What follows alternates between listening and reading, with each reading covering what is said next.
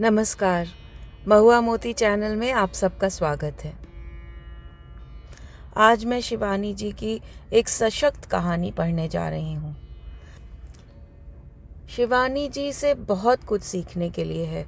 शिवानी जी ने लघु कहानियों को जिस ऊंचाई पर पहुँचाया है वो अपने आप में सराहनीय है। उन्होंने जिस तरह से लिखा है उससे बहुत कुछ सीखा जा सकता है कि कैसे अपनी संस्कृति को जीवंत कर देती हैं।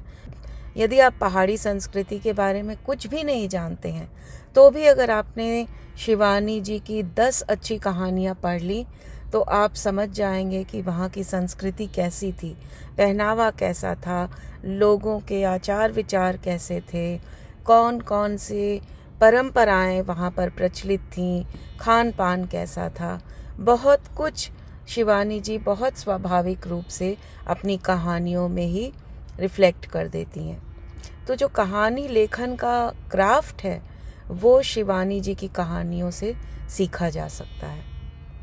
आज की कहानी में भी उन्होंने बहुत सारे पहाड़ी शब्द प्रयोग किए हैं और ये कहना गलत नहीं होगा कि उनको पढ़ने में मैं कई बार लड़खड़ा रही थी, क्योंकि मैं श्योर नहीं थी कि उनका उच्चारण उसी तरह से होगा। फिर भी मैंने अपनी तरफ से प्रयास किया है। आशा है आप सबको कहानी पसंद आएगी। यदि आपको कहानियाँ पसंद आ रही हैं तो लाइक, शेयर और सब्सक्राइब करना ना भूलें। और मुझे हमेशा अपलोड करने के बाद याद आता है कि मैंने लाइक, शेयर, सब्सक्राइब के लिए तो किसी से कहा ही नहीं। वैसे मेरे इस चैनल का उद्देश्य ही यही है कि अच्छा साहित्य लोगों तक पहुंच पाए, और यदि आपकी रुचि है तो आप ज़रूर मेरे चैनल को लाइक, शेयर और सब्सक्राइब करें।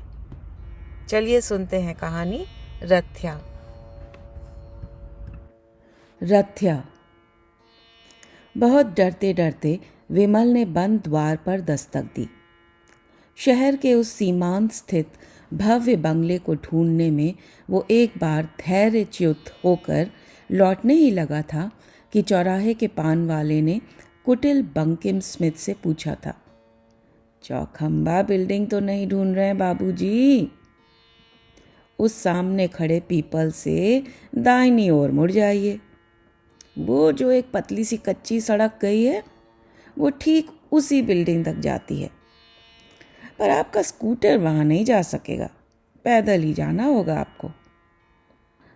पान वाले के उस बंकिम कुटिल स्मिथ का रहस्य फिर स्वयं ही दूसरे दिन स्पष्ट हो गया। सचमुच ही उस पतली धूल भरी कच्ची सड़क को देखकर सहसा विश्वास नहीं होता था कि ऐसी आडंबरहीन झुग्गियों से घिरी गली का समापन ऐसी भव्य चकाचक चमकती नई इमारत की देहरी पर होगा।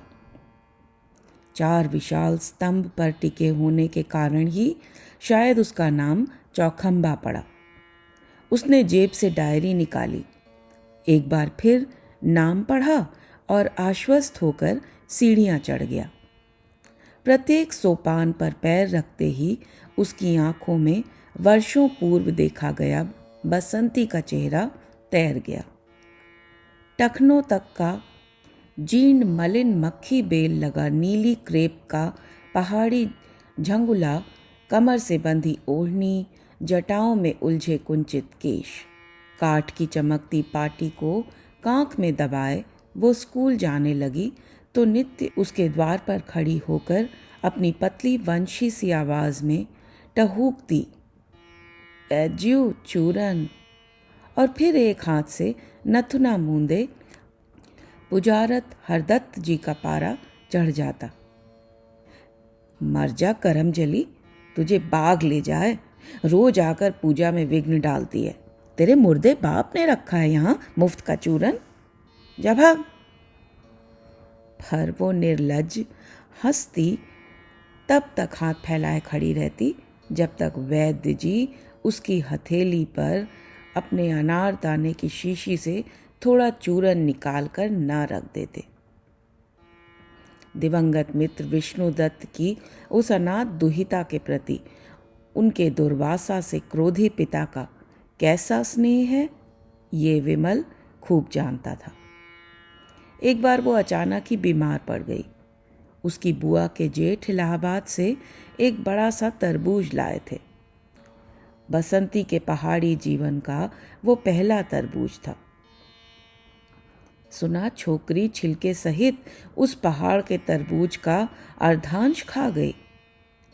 बस संध्या होते ही उसे कै और दस्त आने लगे। रोती कलपती जीवंती बुआ ने आकर उसके पिता के पैर पकड़ लिए थे। सारी रात उसके पिता वहीं बैठे रहे। न जाने कौन कौन से अर्घ पिलाकर उन्होंने उस अनाथ मित्र पुत्री को मृत्यु के मुंह से खींच लिया था। बसंती के पिता ने उसके जन्म के दूसरे ही वर्ष नैनीताल के ताल में कूदकर आत्महत्या की थी। जुए में सर्वस्व हार कर उसके पाषाण देवी के पास ताल में कूदने की खबर तीसरे दिन उसके गांव पहुंची तो विक्षिप्त जवान पत्नी भी आधी रात को अपने ही आंगन में लगे सेब के पेड़ की डाल पर फांसी के फंदे में लटक गई। तब से अनाथ भतीजी को पालने उसकी दीर्घांगिणी विधवा जीवंती बुबू भाई के गांव में आकर रहने लगी और धीरे धीरे पूरे गांव की बुआ बन गई। ग्राम के किसी भी गृह का कोई संस्कार बुबू की उपस्थिति के बिना पूर्ण नहीं होता था। कन्या का विवाह होता तो बुआ अपनी पृष्ठ हथेली से दही में सूजी फेंट कढ़ाई भर घी में अपने ऐतिहासिक सुडौल सिंगल पकाने लग जाती। अरे लड़की की ससुराल में जब ये भेंटुड़े के सिंगलों की पोटली खुलेगी तब बिना बताए ही जान जाएंगे कि किसके हाथ की बनी है। वो गर्व से स्वयं अपने मुंह अपना बखान करती मिनटों में लाल लाल कुरकुर सिंगलों का स्तूप संवार देती। तिल और पीठे के समधी समधिन बनाने में उनका परिहासरिक चित्त पद पद पर अपनी मौलिक सूझ का परिचय दे पूरे निमंत्रित नारी समुदाय को गुदगुदा देता। कभी गुड़ तिल सम्मिश्रण से निर्मित समधिन के पुतले को अत्यंत हास्यास्पद बना देती तो कभी समधिन का टेढ़ा मुंह बिना उसके तिर्यक स्मित को बीड़ी खों सवार देती। अजी अब तो सुना देश में बसे पहाड़िए गुड़ तिल की जगह बूंदी के समधी समधिन बनाने लगे हैं। पर कुछ भी कहो, समधिन भड़ुआ तो काले ही तिल में खिले है। फिर अपनी व्रहन नलाओं की सी मोटी आवाज में वैसे ही तालियां बजाकर गाने लगती। समधी देखो बांका निराला है रे। समधी देखो आगे से मुखड़ा चांद सा चमके, पीछे से देखो तो काला है रे। समधी देखो। जीवंती बुबू के इन्हीं आनंदी लटकों पर पूरा ग्राम मुग्ध था। अकर्मण्य जुआरी भाई पुत्री के नाम पर एक धेला भी नहीं छोड़ गया था। फिर भी जीवंती बुबू को अनाथ भतीजी और स्वयं अपने भरण पोषण की कोई चिंता नहीं रहती थी। ग्राम के नाना आमोद उत्सवों से ही अपनी अपूर्व उंगलियों का चमत्कार दिखा वो पर्याप्त समृद्धि बटोर लेती और आराम से पैर पसार कर साल भर खाती रहती। उस पर आंगन के जिस डिलिशियस सेब के पेड़ से अभागिनी भ्रात वधू झूल कर मरी थी वो अब तक निपुता बांझ पेड़ उसकी फांसी के फंदे का स्पर्श पाते ही कल्पतरु सा फलने लगा था। एक एक सीजन में ये बौना सा पेड़ देव दुर्लभ फलों की गरिमा से दोहरा हो जाता। मजाल थी कि कोई एक सेब तो जीवंती बुबू की आंख बचाकर टपका ले। टोकरियों में भर भर कर जीवंती उसे स्वयं जलना के साहब की कोठी में पहुंचाती। हीरे की कदर आखिर जौहरी की करता है। वो उदार फिरंगी साहब उन अनमोल सेबों का मुंह मांगा मोल चुका देता और जीवंती चूल्हे के नीचे गड़े लॉकर में वो धनराशि भी सेंध कर रख लेती। जीवंती बुबू की पाक कला की नैनीताल, अल्मोड़ा, रानीखेत तक ऐसी ख्याति थी कि विवाह का अटाला संभालने उन्हें बड़े आग्रह से न्योता जाता। अरे कौन जाए नैनीताल, वो स्वभावानुसार बड़बड़ाने लगती। बड़े आदमी हैं तो अपने घर के होंगे। जीवंती को कौन ऐसे पड़ी है कि इस माघी ठंड में अकड़ने नैनीताल जाए, चूल्हा फूकने। फिर बिशनुआ जो ये ढोल लटका गया है मेरे गले में, इसे किसके पास छोड़ूं? मेरे रहते ही जब तक इसके लिए गांव भर के उलाहने सुन सुनकर कान पक गए हैं, तो जाने पर तो ये हुंडेल और बमकेगी। बुआ के घुटनों से चिपकी वसंती बड़ी दुष्टता से मंद मंद मुस्कुराकर कहती, देख लेना जेठजा, यानी कि ताई, अभी तुमसे ऐसा कह रही है, पर जाएगी जरूर। और दूसरे ही दिन लोग देखते कांख में मलिन पोटली और पहाड़ी थुल्ला दबाए मोर पंखी से नाक मूंद जीवंती बुबू वसंती का हाथ थामे बस की प्रतीक्षा में खड़ी हैं। कहो बुबू, अपना भूरा थैला बांध लिया कमर में, कहीं ऐसा ना हो कि जल्दी में यहीं छूट जाए। फिर अपना डेली भत्ता कैसे लाओगी? स्कूल जा रही उद्दंड छोकरों की टोली का अगुआ मदनुआ हाँक लगाकर कहता और टोली का सम्मिलित ठहाका पूरी घाटी गुंजा देता। उधर बुबू धृष्ट छोकरे की 7 पुश्तों को एक साथ कोसने लगती। अरे इसी भूरे थैले का कफन पहले डालूंगी तेरे बड़बाप राधा रमण काणे पर, फिर तेरे बाप भैरव दत्त पर, समझा? बड़ा आया है मुंह रांड रंडकुली से मजाक करने वाला। मैं तेरी क्या साली सलहज हूं छोकरे?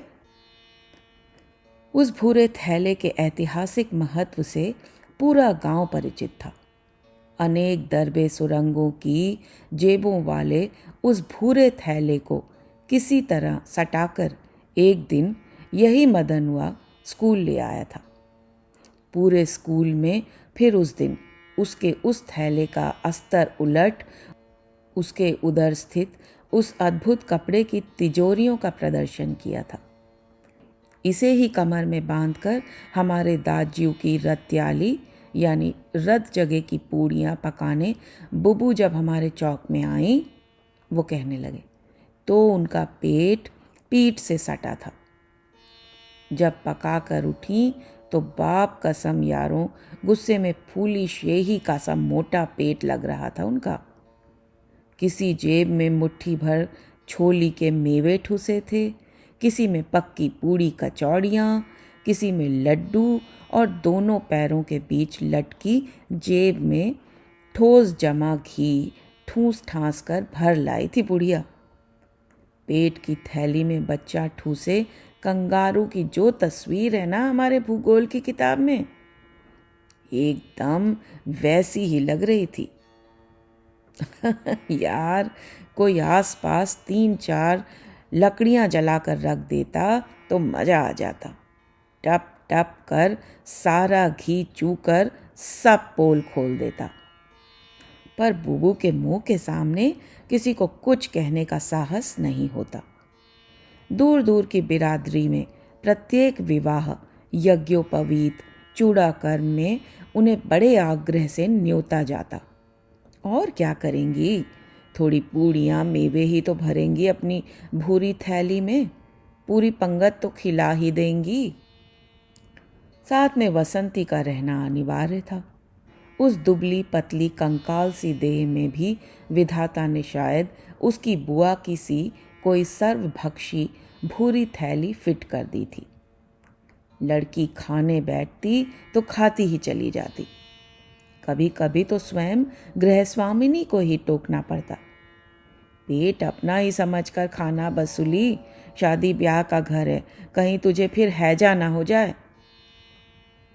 फिर भी जीवंती बुआ उसे दूध पिलाने के लिए निर्लज्ज आग्रह करने में नहीं चूकती। तुम तो जानती हो बहू, मैं दूसरी बार अन्न नहीं खाती। लोटा भर दूध फेंक देना मेरे सिर पर। एक गिलास इसे भी दे देना बहू। लड़की का हाजमा कमजोर है जरा। वैसे तो इसके गले में छेद भगवान ने शायद सुई से बनाया है, कुछ छिरता ही नहीं इसके गले में। इतना खा पी कर भी पता नहीं बसंती के शरीर की मरुभूमि सी सूखी धरणी कैसे सब सोख लेती। सफेद रक्तहीन चेहरा वैसा का वैसा ही सफेद बना रहता। बुभुक्षित बड़ी बड़ी आंखों में पूरी पकवान देखते ही तृष्णा के सहस्त्र तरंगे उद्वेलित होने लगती। पंगत की पत्तल बिछती तो वो पहली पत्तल छाती से चिपकाकर पूड़ियों की प्रतीक्षा में बैठ जाती। धूल भरे घुंघराले भूरे बालों को जिस दिन जीवंती बुबू कड़ुआ तेल डालकर सुलझाकर नन्ही नन्ही गढ़वाली लट्टियों को कसकर एक सम्मिलित चुटिया में बांध गुलाबी ऊन का फुंदना गूंथ देती, उस दिन उसकी बड़ी बड़ी आंखों की तरल दृष्टि न जाने कैसी अस्वाभाविक लगने लगती। असल में उस व्यक्तित्व की सृष्टि ही उदासीन सज्जा में खिलने के लिए हुई थी। जिस दिन उस गोरे उज्जवल चेहरे पर कालिक की एक रेखा या उंगली पर स्याही का बड़ा सा धब्बा न होता, उस दिन वसंती अधूरी अटपटी लगती। धूल से सने केश, फटी बास्केट से उभरी हड्डियां, कमर में बंधा मलिन ओढ़नी का फूहड़ फेंटा, प्रत्येक में उसके उद्दंड मौलिक कैशोर्य की अक्षत सोंधी भांज की अनोखी ही छटा रहती। गांव की अधिकांश लड़कियों से उसकी स्थायी कुट्टी थी। स्कूल में खेल कूद प्रतियोगिता होती तो वो स्कूल के खरगोश से तेज धावक मदनुआ को भी पछाड़ देती। लहंगा घुटनों तक उठा वो स्वयं हाफ पैंट बना ऐसे भागती कि लगता एक नन्हा नीला बिंदु ही भागता सहसा ही तीव्रता में विलीन हो गया है। ककड़ी का मौसम आता तो वो घर में गस्सा भी न तोड़ती। अपने बस्ते में नमक मिर्च की पुड़िया बांधकर घर से निकलती और जब लौटती तो मोटा डंडा लिए जीवंती बुबू देहरी पर ही उसका स्वागत करने बैठ जाती। आज छोकरी, आज तेरी सब ककड़ियां एक साथ निकाल दूं। 5 घरों से तेरी शिकायत आई है और कोई नहीं मिला भागी जो अपने जीवन दाता बैदज्यू की बगिया से ही सेंध लगा गई। कौन साला कहता है मैंने उनके खेत की ककड़ी चुराई? बसंती की भाषा भी उसके आचरण के साथ साथ कदम मिलाकर चलती थी। कहेगा कौन, खुद उसके विमल नंद ने तुझे फुल्यूड़ यानी कि नन्ही ककड़ी चुराते देखा था। मैं तो मर गई शर्म से। क्या कहते होंगे बड़े बैदज्यू। उस दिन सारी रात तेरे सिरहाने बैठ दवा खिलाते रहे और एक तू है बेशरम कि जिस थाली में खाया उसी में छेद कर दिया। दिन प्रतिदिन उद्दंड होती जा रही दुर्दांत वसंती की शैतानियां आवारा लफंगे पेशेवर गुंडों की सी होती जा रही थी। कभी किसी की बच्चियां खोलकर पूरा दूध पिलवा देती, कभी किसी कटीली झाड़ी की छतरी में बड़े कौशल से दुबक कर घास का गट्ठर ले लौट रही घसियारिनों को दोपती रहती। क्लांत घसियारिनें हंसी की घंटियां बजाती चट्टान के पास बोझा टिका पास के नाले में पानी पीने जाती और तेज हवा के झोंके सी बसंती चट से बाहर निकल चट्टान से एक गट्ठे को प्राणों तक चेष्टा से तीखी घाटी में धकेल देती। प्रत्येक झाड़ी को तीखी लकड़ी से कोंचा जाता, लता गुल्मों के गहन तोरणों को झकझोरा जाता, पर वसंती वहां कहाँ मिल सकती थी। अपनी पतली पतली लंबी टांगों से भागती वो किसी ऊंचे उद्दत पेड़ की डाल पर जंगली बिल्ली सी पसर जाती और मन ही मन मुस्कुराती। अब अपनी छाती पीट कर रो रही होगी सड़ियल पिरुली। मैंने भी कैसा ठीक पहचाना उसके गट्ठर को। कैसे लड़ने गई थी उस दिन बुबू से। कहती थी तुम्हारी भतीजी ने ही मेरी ककड़ी चुराई है। कैशोर्य भी जैसे उस दुर्दांत किशोरी के अंगों का स्पर्श करने में झिझक गया था। जहां उसकी समवयसिनी अन्य किशोरियां कमर में फेटे को खोल बड़ी संभ्रम शालीनता से सिर पर बांध स्वेच्छा से ही बास्केट ढांपने लगी थी, वहीं पर बसंती अभी भी वही अल्हड़ बालिका बनी रहती। एक दिन तो उसने गजब ही कर दिया। जब कभी हरदत्त वैद्य घर पर नहीं होते, वो विमल के सामने ही नित्य की याचना में हथेली फैलाए खड़ी हो जाती। छोटे बैदज्यू चूरन।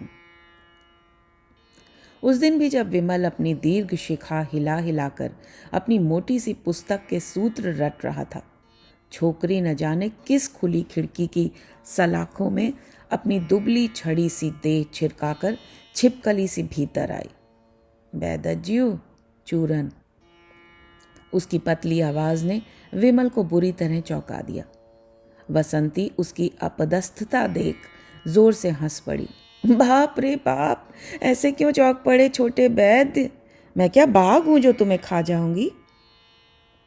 विमल ने अपनी मोटी पुस्तक औंधा कर दी और बिना कुछ कहे चूरन की शीशी लेने उठ गया। वो जानता था कि बिना चूरन लिए छोकरी कभी नहीं टलेगी। पिता की अनुपस्थिति में उस बित्ते भर की छोकरी की उपस्थिति उसे सूखे पत्ते सा ही कपा देती। औंघाई पुस्तक खोलकर वो धृष्टा जोर जोर से पढ़ने लगी। ओ बाप रे बाप, कैसे कैसे नाम है रोगों के। क्षीरालसक, परिगर्भिक, महापदम, पर्यानुप्लव, तालुकंटक। बस यही रोग शायद मुझे भी हो रहा है छोटे वैद्य। देखो, ठीक यहाँ दर्द हो रहा है कल रात से। कुछ खा भी नहीं पा रही हूँ। दोनों घुटनों पर अपनी दुबली कलाइयाँ टेक मुंह खोल चूरन की शीशी हाथ में लिए विमल के सामने वो पल भर में ही मरीज बन गई। ले चूरन और भाग जा बसूली, देख नहीं रही मैं पढ़ रहा हूँ। चील सा झपट्टा मारकर उसने विमल की चौड़ी हथेली से चूरन ले मुंह में भर लिया। फिर चटखारे ले लेकर कहने लगी, क्या बढ़िया दाढ़ी मास्टक बनाते हैं बड़े वैद्य, और जो भी सीखो इसे बनाना जरूर सीख लेना यार। छी वसूली, संस्कारी विमल ने उसे झिड़क दिया। कैसे बोलना सीख गई है तू? क्यों, क्या कहा मैंने?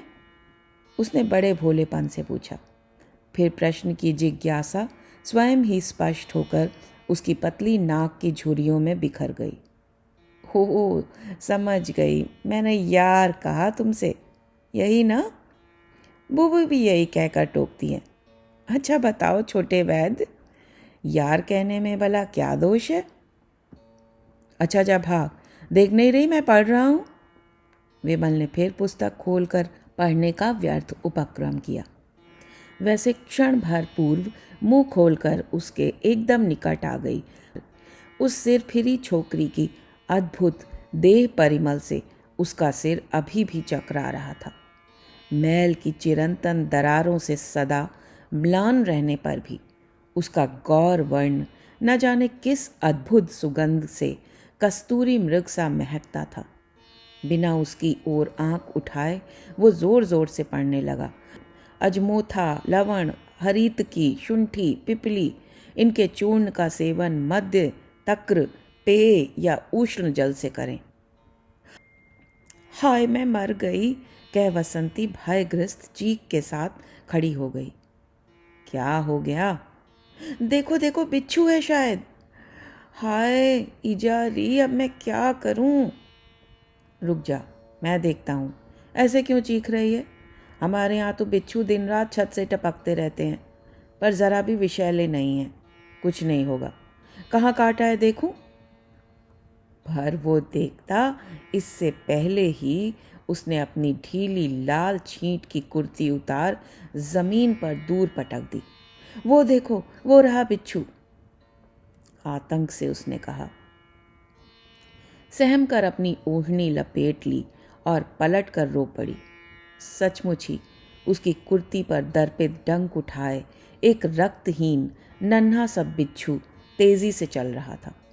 हाथ की मोटी पुस्तक की थप से उसके उद्दत डंक को नत कर विमल बसंती की रुलाई से हतप्रभ हो उठा। स्वर में भरसक नरमी लाते हुए उसने आश्वस्त किया, मार दिया, अब क्यों रोती है? रोती हुई बसंती को देखकर वो फिर सहसा गौर कंधों और चंपई पीठ की स्फटिक सी द्युति को पहली बार इतने निकट से देख उसका चेहरा लज्जा से लाल पड़ गया। यौवन के अस्पष्ट हस्ताक्षरों को स्वामिनी ने भले ही ना पहचाना हो। तरुण दर्शक की व्रीडा उसके गालों पर अबीर बनकर बिखर गई। वो मूर्ति सी ही खड़ी थी, जागेश्वर के शिव मंदिर में चंद राजाओं की स्थापित मूर्ति सी। सहसा विमल का संसारी चित्त भय से कांप उठा। कहीं इसी बीच उसके क्रोधी बाबू आ गए तब? ले पहन ले, मैं अभी दवा ढूंढ कर लाता हूं। बिना आंख उठाए ही उसने कुर्ती झटक कर थमा दी और दवा ढूंढने भीतर चला गया।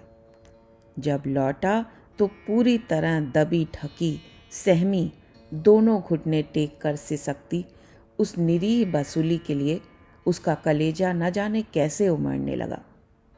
ले, ये गंधक का लेप है, लगा ले, अभी विष उतर जाएगा।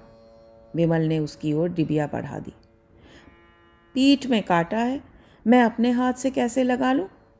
उसने होंठ फुलाकर कहा और उसकी ओर पीट कर फिर हाथ पीछे कर कुर्ती की यवनिका कुछ ऊपर खिसकाकर खड़ी हो गई। वृश्चिक दंश गोरी पीठ पर एक बड़ा सा दाना बनकर उछल गया। विमल दवा लगाने लगा तो उसका हाथ कांपने लगा, ठीक जैसे दूधिया पहाड़ी डांसी पत्थर पर हाथ फेर रहा हो। कैसी मुलायम चिकनी पीठ थी, जैसे नए बिलोए मक्खन की डली हो। ठीक उसी क्षण हरिओम की डकार लेते बड़े वैद्य की क्रमशः निकट आती स्वर लहरी का आभास पा बसंती बिल्ली सी उछल फिर उन्हीं सलाखों से बाहर कूद गई। इतने वर्षों में जाने कितनी बार विमल अपनी नीरस क्लांतिकर जीवन के अंधेरे क्षणों को अतीत के उस क्षणिक मधुर स्पर्श के उजाले से संवारता आया था। उस दृश्य को क्या वो चिता चढ़ने तक कभी भूल सकेगा? फिर उस वर्ष जीवंती बुआ उसकी कुंडली लाकर विमल के बाबू के पैरों में डाल गई थी।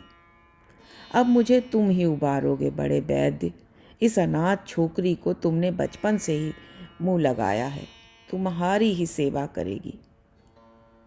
अगर कभी भी चूकी तो जागनाथ की सौं, अपने इन्हीं हाथों से इसे कोशी में ना ढकेल दिया तो जीवंती नाम नहीं। विमल की कुंडली से साम में हो गया तो मैं समझूंगी घर बैठे चारों धाम कर लिया। भीतर के कमरे में बैठे विमल का हृदय धड़ाधड़ धड़कने लगा था। अच्छा, रख जा जीबी, रात को मिलाकर देखूंगा। शाम में हो गया तो मुझे कैसी आपत्ति, जैसी विष्णु की बेटी वैसे मेरी। पर विमल को अपने पैरों पर खड़ा तो होने दो, बैदगी पढ़ ले तब देखी जाएगी। हाँ, हम वागदान दे देंगे। बस यही तो कहती हूँ, मुझे कौन सी जल्दी है। देख तो रहे हो छोकरी की गठन 17 की हो गई है, पर लगती है 12-13 की अल्हड़ छोकरी। दूसरे दिन पहली बार बसंती चूरन मांगने नहीं आई था। विमलानंद ने बुआ के साथ जाते कहीं देख लिया था। एक ही दिन में उसकी चपल गति कितनी बदल गई थी। कमर का फेटा खोल ओढ़नी से सिर ढांप वो नजर झुकाए चुपचाप चली जा रही थी। माँ की मृत्यु के पश्चात विमल पिता के कमरे में ही सोता था। हाथ की पुस्तक से चेहरा ढक वो उस दिन कनखियों से अपनी उस बसंती की कुंडली में उलझे पिता के क्रमशः गंभीर होते चेहरे को निरंतर देख रहा था। उनका गंभीर चेहरा देख ही वो जान गया कि कुछ बन नहीं रही है बात। फिर स्वयं पिता ने ही अवांछनीय स्थिति स्पष्ट कर दी। राम राम, मैंने सोचा था साम्य हो गया तो हाँ कर दूंगा। कभी इसी के बाप की दया से मैं वैद्य बना था। उसी ने मेरे बनारस जाने का पूरा खर्चा उठाया था, फीस भरी थी। पर क्या करूं, 2 कौड़ी की गृह स्थिति है छोकरी की, उस पर साम्य भी नहीं हो रहा है। भरपूर नाड़ी वेद षडाष्टक रोग पड़ गया है। जानबूझकर कैसे तुम दोनों को नदी में धकेल दूं? विमल के जी में आया बाप के पैर पकड़कर कह दे, धकेल दो बाबू, खुशी से धकेल दो। कैसे भी गहरी नदी क्यों ना हो, हम दोनों एक दूसरे को खींच खींच कर पार कर लेंगे। और फिर दूसरे ही दिन वसंती की कुंडली खोटे सिक्के सी फेर दी गई। वसंती उनके यहाँ फिर कभी भूल कर नहीं आई। जब कभी रास्ते में मिलती, भन्ना कर तीर सी निकल जाती, जैसे सारा दोष विमल का ही हो।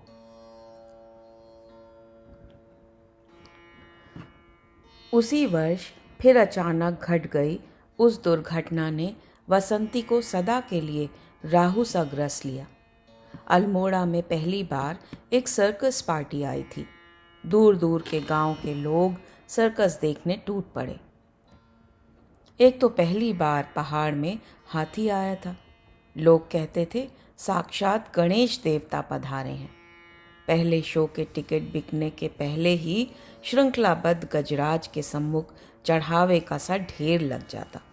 गांव वाले सर्कस देखने चले तो जीवंती बुबू भी वसंती का हाथ थाम साथ हो ली। 3 दिनों तक निरंतर 3 शो देखकर भी जीवंती बुबू का मन नहीं भरा। ऐसा आनंद तो उन्हें पूर्ण कुंभी मेले में भी नहीं आया था। चंचल वसूली बार बार भागकर शेर के पिंजड़े के सामने खड़ी हो जाती। जिस नरभक्षी के भय से उसके गांव की पधानियां 5 बजे बाद घर से बाहर नहीं निकलती थी, और जो उसकी परी सी सुंदरी काकी को उसके 20 तोले के सोने चांदी के जेवर समेत पान के पत्ते सा चबा गया था, उसका वो पिंजड़े में विवश बंदी रूप उसे मुग्ध कर गया। शैशव से हृदय में धधक रही काकी के प्रतिशोध की ज्वाला उस पिंजड़े के सम्मुख खड़ी होते ही जैसे स्वयं शांत हो जाती। कैसी मूछें थीं और कैसी रेशमी अयाल। हु ले ले कहकर वो अपनी पतली गोरी उंगलियां चमका, चूड़ियां छमका उसे ऐसे पुचकार कर चिढ़ाती जैसे अपनी भेड़ बकरियों को पुचकार कर बटोरती थी। फिर वनराज की क्रुद्ध गर्जना का प्रत्युत्तर सुन वहीं पर हंस हंस कर दुहरी हो जाती। दूर खड़ा विमल एक दिन बड़ी तेजी से उसकी ये चुहल देखता रहा। फिर इधर उधर कोई परिचित चेहरा ना देख धीरे से जाकर उसके पीछे खड़ा हो गया। वो चौंक कर थर्रा गई। मूर्ख फुसफुसाहट के साथ ही उसके अधर भी एक पल को वसंती के गोरे कान की पतली तोड़ी से सट गए। पिंजड़े से ऐसे सटकर मत खड़ी हो। जानती नहीं सुंदरी पहाड़िनों को देखकर वनराज की कैसे लार टपकती है। कैसे खाया था तेरी काला ढूंगी की काकी को, टप से उठाकर तुझे भी मुंह में रख लेगा, समझी? जाओ जी छोटे वैद्य, बातें मत करो। एक और शेर के सामने तो निसंकोच खड़ी हो गई थी। वो तो हाथ बढ़ाकर छू भी नहीं सका था मुझे, डरपोक। और फिर स्फीत नासा रंध्र के बारूद का सा धुआं उफलती वो तीर सी निकल गई थी। थोड़ी ही देर में विमल ने देखा सर्कस की काठ की बनी दर्शक गैलरी के सबसे ऊंचे सोपान पर वो राजमहिषी सी तनकर बैठी थी। विमल ठीक उसी के सामने की सीढ़ी पर चढ़कर बैठ गया और पूरे 3 घंटों तक वो उसी चंद्रबिंब को एकटक देखता रहा। यही उसके जीवन की ये अंतिम अमृत घूंट थी। दूसरे ही दिन सर्कस के खेमे में सहसा मातम छा गया। न जाने किस कुघड़ी में सर्कस दल ने पहाड़ी गुच्छी की सब्जी बनाकर खा ली और उस विषैली सब्जी ने आधे सर्कस को ही निष्प्राण कर दिया। एक दूसरे को सटाकर चाबुक मारकर दर्शकों को बेइंतहा हंसाने वाले 3 बौने जोकर, ऊंचे ऊंचे झूलों से पटापट टपकने वाली अनोखी छोकरियां, शेर को आगे के छल्ले से कुदाने वाला रिंग मास्टर, सबकी अर्थियां एक साथ उठीं और दूसरे ही दिन सर्कस के तंबू उखड़ मरघट का सा सन्नाटा छा गया। उधर अचानक जीवंती बुबू चीखती चिल्लाती, बाल नोचती, छाती पीट रही थी। बसु बसु बसुली रे, तू कहाँ गई मुझे छोड़कर? अब परलोक में बिशनुआ को मैं क्या मुंह दिखाऊंगी? बसंती क्या सचमुच खो गई थी? पूरा गांव उसे सर्कस के निर्जन अहाते में ढूंढ ढूंढ कर थक गया। बसंती कहीं नहीं मिली। बुबू का कहना था, हो न हो छोकरी को सर्कस का बाघ खा गया। 2 बार पिंजड़े के पास से खींच कर ले गई थी बेटा। वो सुदीर्घ रुदन से लाल सूजी आंखों को पूंछती विमल से कहती, मैं जानती थी एक दिन ऐसा ही होगा। जिस दिन ये जन्मी उस दिन मुझे सुबह से ही छींकें आने लगी थी। पहले मेरी वो कुलक्षणी छींकें इसके बाप को ले गई, फिर इसकी माँ को, और आज इसे। अतीत की अभिषिप्त छींकों से ही अनाथा भतीजी की रहस्यमय विलुप्ति का समाधान कर रोती कलपती बुबू घर लौट गई। 10-15 दिन तक अलोप हो गई भतीजी का मातम मना। वो फिर अपनी ऐतिहासिक भूरी थैली लेकर किसी विवाह के अटाले का कार्यभार संभालने रानीखेत निकल गई। किंतु विमल न जाने कैसे जान गया था कि वसंती के पलायन के पीछे उसके रिश्ते के लिए पिता अस्वीकृति का ही हाथ था। इधर वो न जाने कैसे गुम हो गई थी। फिर सर्कस के झूलों पर उल्टी लटकने वाली छोकरियों से उसे बातें करते, हंसते फुसफुसाते विमल कई बार देख चुका था। मन ही मन उसे कुढ़न भी हुई थी। हो न हो वो ही सर्कस की बेहया बिरादरी उसे फुसलाकर बहकाकर ले गई थी। उसके जाने के बाद विमल को अपना गांव जागेश्वर महाश्मशान सा लगने लगा था। कभी कभी आधी रात को सामान्य सी आहट भी उसे चौंका देती। क्या पता कभी अंधकार को चीरती उसके सम्मुख अपनी दुबली हथेली का कर पात्र फैलाकर वंशी सी आवाज में टहूक उठे, छोटे बैद चूरन। एक एक कर पूरे 7 वर्ष बीत गए। बसंती को पूरा गांव लगभग भूल चुका था। जीवंती बुबू तो हरिद्वार जाकर उसकी क्रिया भी कराई थी। इन 7 वर्षों में विमलानंद का जीवन अलकनंदा के तीव्र प्रवाह में बहते लकड़ी के तने की ही भांति बहता कहाँ का कहाँ पहुँच चुका था।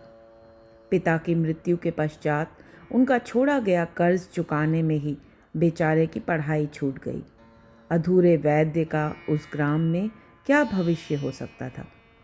इसी से किसी भांति प्राइवेट परीक्षाएं पास कर वो ग्राम की ही पाठशाला में संस्कृत का अध्यापक बनकर रह गया।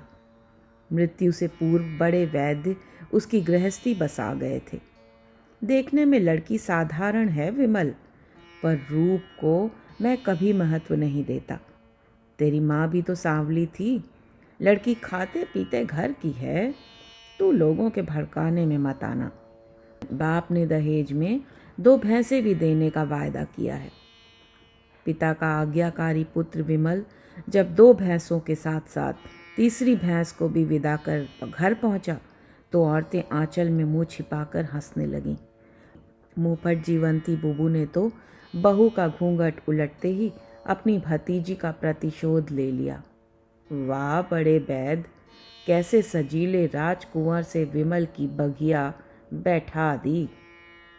बैदज्यू, अब तुम्हारी पोथी में कोई नाक की हड्डी उठाने का नुस्खा लिखा हो तो अजमा डालो बहू पर। मुझे तो नाक की जगह 2 टूले ही टूले यानी कि छेद ही छेद नजर आए। घर की याद आ रही है क्या? उसने नववधू की सांवली खुरदुरी हथेली को अपने हाथ में लेकर प्रणय निवेदन की भूमिका बांधने की फूहड़ चेष्टा की तो वो अपनी वही बैल की सी आंखें झुका फिक से हंसती थी।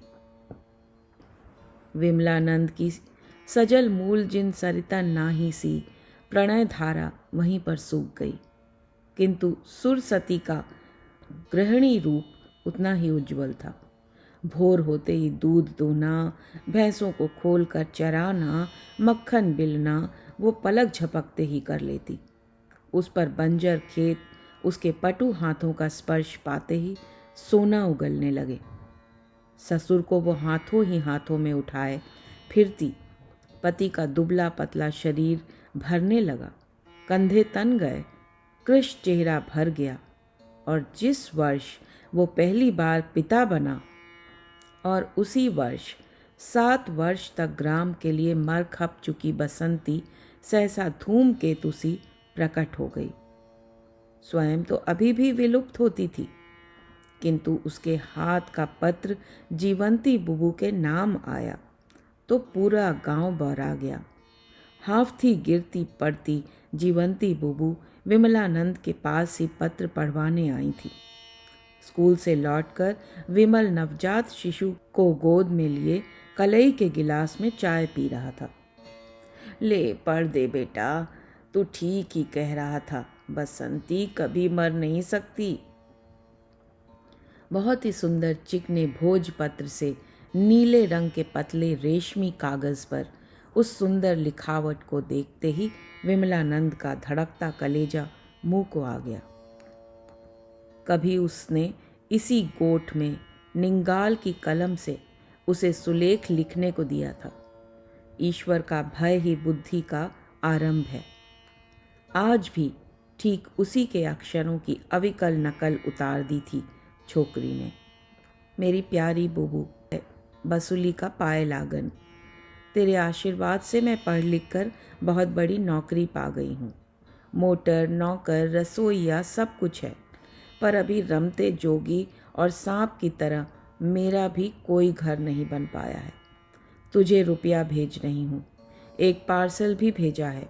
गांव में सबसे मेरा पाए लागन कहना, बड़े बैद जी और छोटे बैद जी से भी। तेरी बसंती। 3-4 बार उस चिट्ठी को पढ़कर बुबू आंसू पोंछती पत्र सहित पूरे गांव की परिक्रमा कराई। 3 दिन तक पूरे गांव ने बुबू की सी ही उत्कंठा से उस पार्सल की प्रतीक्षा की थी। इसी से पूरे गांव की उपस्थिति में ही वो पार्सल खोला गया। क्या क्या भेजा था लड़की ने। एक गर्म शॉल, 2 रेशमी साड़ियाँ, सलूके की फलालैन, 4 सूती साड़ियाँ और थैले भर मेवे। साथ में एक छोटा सा पैकेट था, ऊपर लिखा था छोटे बैद जी के लिए। देखा, भूली नहीं है छोकरी। बुआ का कंठ वात्सल्य गहवर से छलछला उठा। प्राण जो तेरे बचाए थे तेरे बाप ने, विमलानंद को भूलेगी भी कैसे। देखूं देखूं तो खोलकर क्या भेजा है। फिर जीवंती ने स्वयं ही लपक कर बुद्ध से खड़े विमलानंद से पैकेट छीन खोल दिए। सतरंगी चूड़ियां छनछना कर बिखर गईं। तेरी बहू के लिए भेजी हैं शायद। आहा, क्या बात है, दिल्ली की चूड़ियां, कैसे रंग बिरंगे नग जड़े हैं। विमलानंद का चेहरा सफ़ेद पड़ गया। वो समझ गया कि भेजने वाले ने चूड़ियाँ उसकी बहू के लिए नहीं, उसी के लिए भेजी हैं। प्रेम निवेदन की व्यथा को तब क्या इतने वर्षों में भी भूल नहीं पाई थी बसंती। फिर तो प्रत्येक महीने बसंती का मनी ऑर्डर आने लगा। जीवंती बुबू वर्षों से ब्याजू रुपया चलाती थी, अब उनकी और धाक जम गई। बहुत बड़ी नौकरी कर रही है लड़की, वो गर्व से हाथ हिला हिला कर कहती, लिखा है अभी उसे लाट कमिश्नरों की तरह महीने में 20 दिन बाहर रहना पड़ता है। इसी से तो मुझे नहीं बुला रही। जहाँ मौका लगा खुद आकर ले जाएगी, अपने किसी चपरासी को मुझे लिवाने भेजेगी। लिखा है अब तुम्हें गांव में अकेले नहीं रहने दूंगी बुबू, चिंता मत करो, चारों धाम करा तुम्हें गंगा में मनचाही डुबकियां लगवा दूंगी। पर बेचारी चारों धाम करने की तीव्र अतृप्त आकांक्षा लिए ही एक दिन चल बसी। उनके काट के कलमदान से मनी ऑर्डर के कूपन ढूंढ वसंती का पता लगाने की चेष्टा भी की गई। अंत में जीवंती बुबू के रिश्ते के जेठ को बुला उन्हीं से क्रियाकर्म करवाया गया। वो ही गुदड़ी में सिलकर छिपाई गई बुबू की संपत्ति की भी तृतीय गति कर गए। उनकी मृत्यु के 15 दिन बाद बसंती का मनी ऑर्डर आया और विमलानंद ने ही अपनी प्रौढ़ लिखावट में एड्रेसी डेट लिख मनी ऑर्डर भेजने वाली के नाम लौटा दिया। इस बार उसने मनी ऑर्डर देख वसंती का पता डायरी में उतार लिया। उसी वर्ष वो सर्वश्रेष्ठ अध्यापक का राज्य पुरस्कार ग्रहण करने जब लखनऊ गया, तब विस्मृति की न जाने कौन सी सनक उसे उसी पते का सूत्र थाम दिल्ली खींच ले गई।